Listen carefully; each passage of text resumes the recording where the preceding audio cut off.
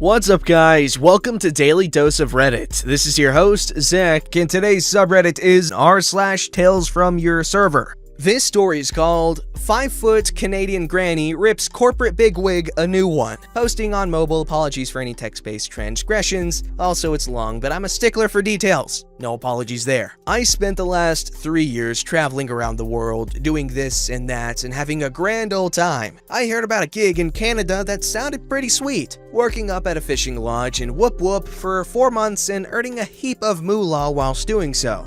It was a mix of housekeeping and serving, neither of which I'd done before, but picked up easily. Also, huge shout out to servers. You guys and gals copped so much crap for so little pay. It was only after working that job that I realized how bloody amazing you all are. Pat, pat, pat. Anywho, the novelty of it all at the start made me look past a lot of schlongish behavior. But towards the end of the season, everyone is fried and your patience wears thin. For the most part, the guests were fine. The old-timers who saved all their money and came up on their yearly fishing trips with their best mates or misses were my favorites. Great to talk to when things slowed down and were so rapt to be up there, no staff could do any wrong. And without fail, they loved my Aussie accent and wanted to know everything about me. Tiring, but adorable. Then there were the corporate guests. Some were nice, but most were entitled douche canoes with too much money and not enough common sense. Any issue we had around the lodge could generally be traced back to these guys, but we couldn't do much about it because they were so good for business. So for the most part, you'd give them a wide berth and be courteous, as opposed to openly friendly and chatty. When guests paid for their 4-day trip, all food is included, as an open bar on wine and beer. Spirits had to be charged, but you can obviously get absolutely maggoted off a few brewskis with the boys, and that's what these corporate groups tended to do. Leery comments to us serving chicks happened most nights, but you just brush them off. You had to have a thick skin working there, and I used to work in the mines in Australia, so it honestly didn't bother me much. Till the day some absolute asswipe of a human decided he had the right to touch me. Whenever I'd bring this group drinks or clear their plates, this one guy would always accidentally brush his arm against my arm or hips. Initially, I ignored it and his slimy, flirty remarks, though I knew what he was doing. Then, one evening, I had my long black shirt sleeves rolled up because it was abnormally hot inside, and you could see some of the tattoos on my arms. He decides it would be acceptable to just grab my arm while I was holding 3 roast beef-laden plates for their table. I'm standing there, awkwardly holding these plates, while he starts asking me about what the tattoos mean. Just as I take a step back and start telling him not to touch me, God, I wish I had some pithy comeback, but I drew a blank. Enter this absolute whirlwind of a grandma. She had been watching this dude all trip mildly harass me, and had it with him. All 5'0" of her got up in this guy's face, in front of all his mates, and tore him a new one. I wish I could remember what she said verbatim, but it went a little something like this. How dare you think you have any right to touch this young lady? Here she is doing her job, and you think you have some God-given right to not only talk to her inappropriately, but touch her too? Shame on you. You've obviously done well for yourself professionally, but I have a sneaking suspicion that this isn't the first time you've behaved like this. There's a special place in hell for people like you. He went beet red and contemplated his navel for the entire showdown. When she was done, she asked me if I was okay, which I was, and then she just calmly sat back down and went on with her dinner with her hubby. If I make it to that age, I hope to hell I'm as gutsy and brave as her. Hats off to you, awesome Canadian lady. You made my serving experience a positively memorable one. First off, this person wrote this very well. I love it when elderly folks stick up for the young'uns, but that's actually a huge problem with waitresses, getting touched a lot. For instance, I had someone tell me a story of when she was 15. Actually, this whole thing is kind of inappropriate. Like, her whole working experience was really gross because of the guys that worked there. But she was only 15, okay, and she worked at this very fancy restaurant on this golf course, so obviously the clientele is going to be wealthier old white men, okay? And so yeah, she was only 15, and the manager made her wear these really skimpy dresses and made her be the hostess. And obviously there are there are a lot of pervs that do not care about your age. But that's not what I was necessarily going to talk about, even though there's plenty that could be talked about. But no, she had a coworker, and she was in her mid to late 20s, I believe, and she had worked there for a while. And because she was attractive, and because she wore short shorts a lot, she attracted a lot of attention from, the clientele there. And like I said, they were rich old white men, and I don't think you need me to explain to you the very prevalent associations that one may have with wealthy old white men, such as perversion. Okay, these guys were big old pervs, and they constantly slapped her butt, grabbed her, whatever. And you know what? She allowed it, because they always tipped her well. I'm unsure of how I feel about that, because obviously it's disgusting behavior, but I don't know. What do you guys think? This story's called, "Sorry sir, I didn't quite get it. No, we don't have that sauce.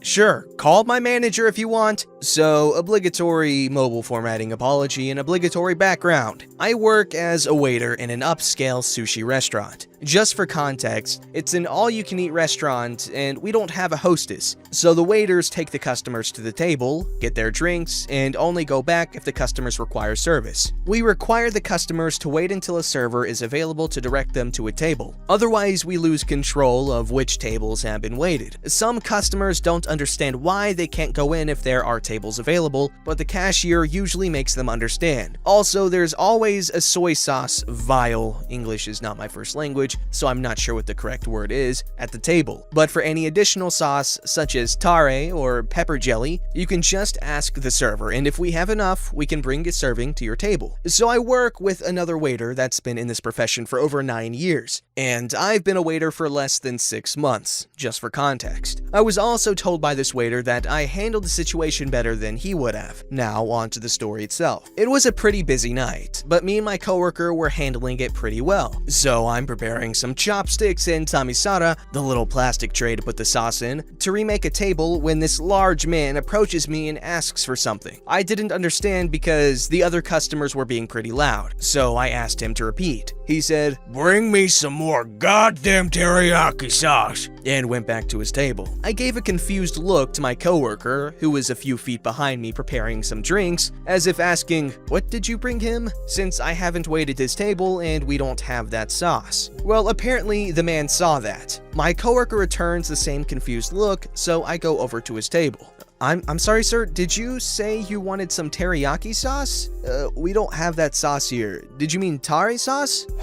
Listen, kid, I asked for some teriyaki sauce before, and your much more competent coworker brought me some. It was probably tare. I'm 100% sure that we don't have teriyaki sauce here. Would you like some tare sauce? No, I would like some teriyaki, just like the one I got before. Was the sauce you got, sir, sweet? Kinda sticky? Yes. Then it was the tare sauce. I'll get you some more. Then I went and got the guy some more tare. My coworker heard the whole thing and said he would have just said that we didn't have any more. The sauce is made at the restaurant, so this was pretty common. I just shrugged it off. When I went back to the table, the guy had his arms crossed and was fuming. "Here's your sauce, sir." Was that so hard? "Once I was sure what kind of sauce you wanted, sir." "No." Kinda snarky answer, I know. Listen, kid, I don't like your attitude. I saw the face you made when I asked you for sauce before. Do you have a problem with me? If you do, we can call your manager and solve that right now. Because I'm not having such a nice restaurant being ruined by morons like you. Me, obviously confused, had forgotten about the face I made to my coworker. "I'm sorry if I did something to offend you, sir." And then I just walked away. The thing is, my manager was behind him, as his table is directly in front of the reception desk. She was there talking to the cashier and came to see the commotion,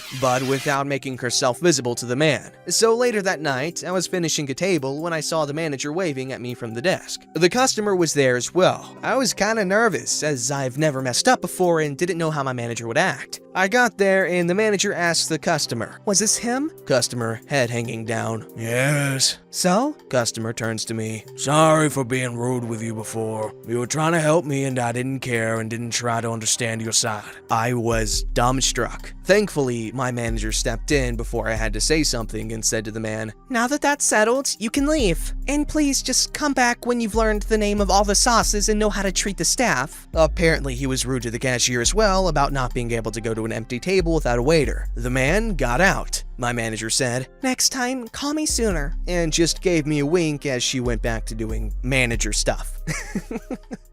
That's beautiful. I love managers that are kind of like work parents, sorta. I feel like that management style is effective, like you care about your staff, and you scold them when they do something wrong, and you protect them from unruly customers, and I don't know, it's just a charming management style that we need more of, and it's always wonderful to hear about. This story's called The Table That Made Me Quit My Job. Just read a Yelp review from the table that made me finally leave this job after a year, and it inspired me to make this post. So I worked at a cute little cafe kitchen in Williamsburg, Brooklyn for over a year. You know, the kind of place. Kitschy, Instagram-worthy, very cute, and pretty small, often attracting people who came for the aesthetics. Treat servers like servants, and expect you to bend over backwards for them while simultaneously tipping you about 10%, if they liked you. I worked exclusively brunch shifts, which meant I regularly encountered the people who meet all of the above criteria, and much worse. Now, generally, I enjoyed this job because it was easy. I knew the menu front and back, it was laid back, and my coworkers were cool. But recently, ticket times were 35 to 45 minutes, and it was not a fun time to deal with disgruntled guests constantly. I got treated like crap regularly by guests. We often had brunch parties, and very oftentimes, these were pleasant people who drank a lot and didn't really mind the food wait because they were busy downing mimosas and our very refreshing cucumber vodka drink. However, my last month working at this job brought out the most entitled brunch crowds I'd ever encountered. It was a Sunday, and I got sat at a 12 top. Right off the bat, the host was rude to my assistant manager, yet fairly nice to me, so I was a little weary of this table right off the bat. As the guests started teetering in, most were friendly, and then the two worst people showed up, and they made sure you knew they were going to be difficult. "Hey there, how are you? Can I start you off with a cup of coffee or anything to drink?" Douchebag 1, while not looking at me, says, "Latte, skim." So we don't have skim milk, but we do have whole, almond, or oat. Cue eye roll. Whatever. Now, usually, people who want non-dairy milk will use their words and tell me almond or oat. Otherwise, I assume whole milk when people do not specify. I bring the latte to him. They take a sip. "At what point did I say I wanted whole milk?" At this point, he's finally making eye contact and glaring at me as if I ate the thumb of his newborn baby. "Well, you didn't specify, and I have to take that to assume whole milk."